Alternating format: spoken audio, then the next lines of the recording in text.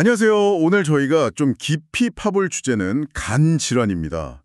그중에서도 이름이 최근에 바뀐 대사기능장애 관련 지방간 질환, MASLD에 대한 건데요. 네, 이전에는 NAFLD, 그러니까 비알코올성 지방간 질환으로 불렸었죠. 맞아요. 이게 뭐 전 세계 인구의 한 30%, 정말 많은 사람들이 앓고 있고 어떨 땐 간 이식까지 필요하다고 하니까 이게 보통 문제가 아닌 것 같습니다. 네, 그렇습니다. 그래서 오늘 저희가 주목할 자료는 Clinical and Molecular Hepatology라는 저널, 최신호에 실린 리뷰 논문입니다. 네. 이 MASLD, 특히 좀 더 심각한 MASH, 즉 대사기능장애 관련 지방 간염의 최신 치료법들, 또 이걸 실제 어떻게 적용할지에 대한 내용이에요. 좋습니다. 그럼 오늘 저희는 이 자료를 통해서 도대체 MASLD, MASH가 뭐고 이게 왜 중요한지 그리고 또 2024년에 처음으로 FDA 승인을 받은 약이 있다면서요? 레스메티롬. 네, 레스메티롬이죠. 네. 네, 그걸 포함해서 새로운 치료 전략은 뭐가 있는지 이게 실제 당신에게 어떤 의미가 있는지 그 핵심을 좀 짚어보겠습니다. 그동안 사실 뭐 살 빼라는 말밖에는 딱히 그렇죠. 뾰족한 수가 없었죠. 네, 근데 드디어 약물 치료의 문이 열렸다는 거, 이게 진짜 큰 변화 같아요. 자, 그럼 바로 시작해 볼까요? 우선 MASLD, MSH가 정확히 뭔지부터 보죠. 이름이 바뀐 건 맞는데 본질은 같아요. 간에 지방이 너무 많이 쌓이는 거. 네, 그리고 이게 염증이나 간 섬유화로 진행될 수 있다는 점.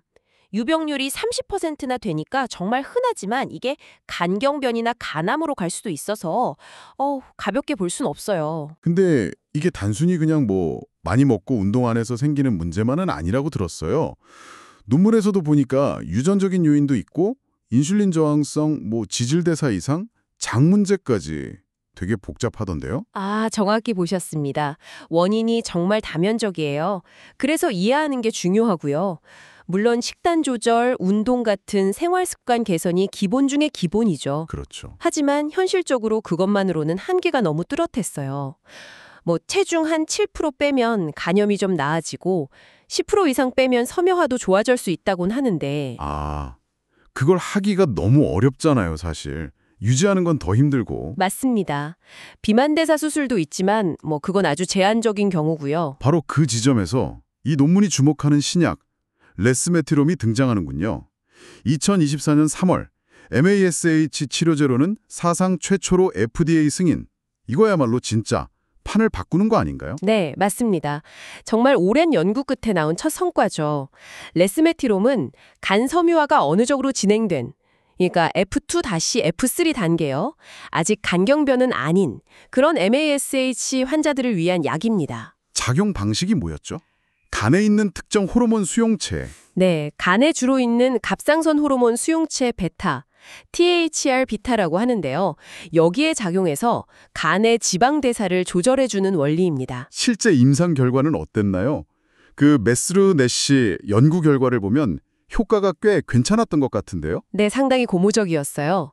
52주 후에 보니까 위약군에 비해서 통계적으로 의미 있게 간 섬유화가 개선된 환자 비율이 높았고요. 섬유화가 개선되고 네, 또 메쉬 자체가 해소된 비율도 높았습니다. 섬유화는 더 나빠지지 않으면서요. 그리고 부가적으로 LDL 콜레스테롤 수치나 간에 낀 지방량도 줄어드는 효과가 있었고요. 부작용은요? 아무래도 그게 걱정인데. 부작용은 대부분 경미했어요. 뭐 메스꺼움이나 설사 같은 위장관계 증상이 좀 있었는데 대개 일시적이었고요. 물론 이게 가속 승인이라서 장기적인 효과나 안전성은 계속 지켜봐야 합니다. 그렇군요. 레스메티론 말고도 지금 개발 중인 약들이 엄청 많다고 들었어요. 종류가 다양하던데 어떤 흐름인가요? 네, 파이프라인이 아주 활발합니다. 몇 가지 큰 흐름이 있는데요. 첫째는 이미 당뇨나 비만 치료에 쓰이고 있는 약들, 예를 들면 GLP-1 수용체 작용제 있잖아요. 네네. 요즘 많이 쓰는. 네, 그런 약들이 간에도 좋은 효과를 보인다는 연구가 많아요. 체중 감량 효과도 크고요. 둘째는 아예 여러 경로에 동시에 작용하는 2중, 3중 작용제들. 더 강력한 효과를 기대하는 거죠. 하나가 아니라 여러 개를 동시에? 그렇죠. 뭐 티르제파타이드, 서보두타이드 이런 이름들이 있고요. 또 셋째는 간에서 지방 만드는 걸 직접 막거나 염증, 선여화 자체에 작용하는 새로운 기전의 약물들, FGF 퇴리원 유사체 같은 것들이 개발 중입니다. 핵심은 정말 다양한 각도에서 메쉬를 공략하고 있다는 거예요. 와, 정말 많은 약들이 개발되고 있군요. 기대가 되면서도 이걸 실제 환자들한테 적용하려면 좀 고려할 점이 많을 것 같아요. 예를 들어서 누가 이 약을 써야 할지 어떻게 알죠?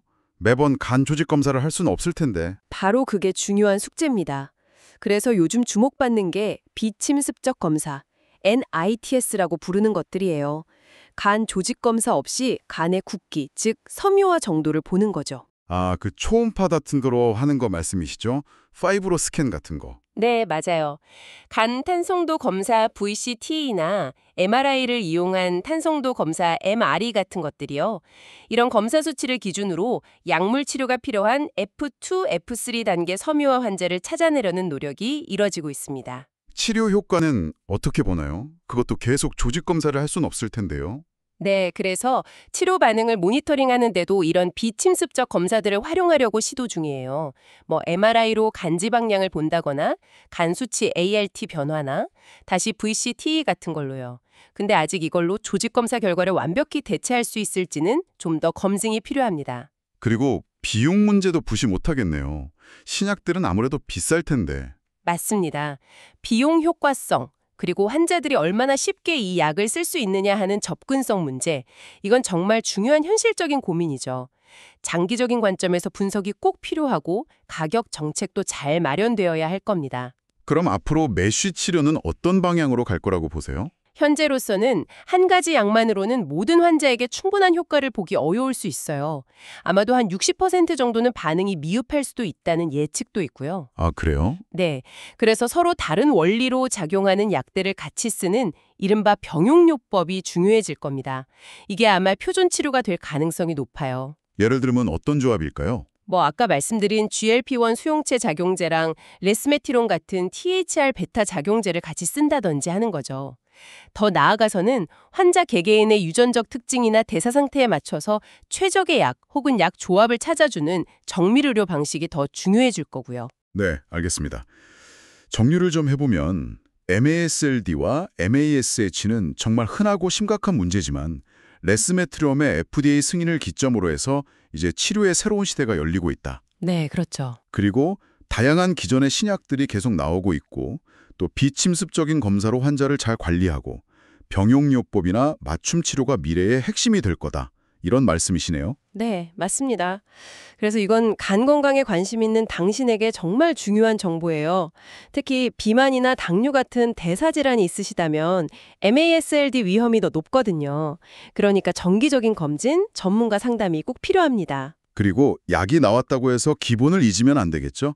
생활 습관 개선. 그럼요. 그건 여전히 가장 기본이고 중요합니다. 마지막으로 이런 질문 한번 던져보고 싶어요. 오늘 살펴본 MASH 치료제들이 보니까 간뿐만 아니라 혈당이나 콜레스테롤 같은 다른 대사 지표들도 좋게 만드는 효과가 있더라고요. 네, 그런 경향이 있죠. 그렇다면 이 약들이 단순히 간질환 치료를 넘어서서 심혈관 질환 예방이라든지 좀 더 넓은 의미의 대사증후군 관리 전체에서 아주 중요한 역할을 할 수도 있지 않을까? 그런 생각도 드는데 어떻게 보세요? 앞으로 좀 주목해 볼 만한 지점 아닐까요?